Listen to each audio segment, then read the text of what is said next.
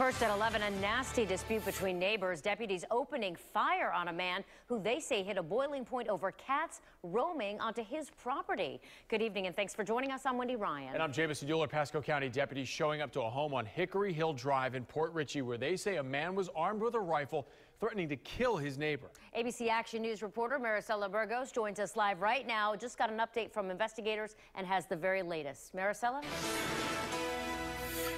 We did, and deputies have been out here for about 4.5 hours, and I'm going to step out of the way so you can take a look at what we have been looking at for several hours as well. So as I mentioned, deputies have been at the victim's house, and a couple of minutes ago they were scanning the suspect's car. Now the suspect does not live here. He actually lives behind her house, and the sheriff says that this has been an ongoing dispute between this woman and this man over her cats and his pet bird. The suspect, his name is Frank Rogers. Now, the fighting, again, between these two has gotten so bad, according to the sheriff, that Rogers is accused of holding the victim's cat's ransom. Now, that's the background story. Fast forward to tonight. The sheriff says Rogers had enough and sent his boyfriend a text message saying, quote, "Take care of Minnie and watch the news tonight." Minnie is the name of his pet bird. According to authorities, Rogers drove to the victim's house with a rifle and told another neighbor who tried to calm him down that he was going to kill her. The victim then called authorities. Pasco County Sheriff's deputies arrived, ordered Rogers to drop the rifle. The sheriff says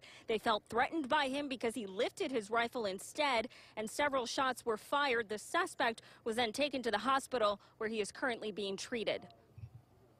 And we saw that they had their guns drawn, so we went back in and we heard a lot of warning about to stop and put that down, and next thing I knew it, they started firing. We'll look into it, but escalating it to the point where you're bringing out a rifle, that is just something that this has just exploded into a situation.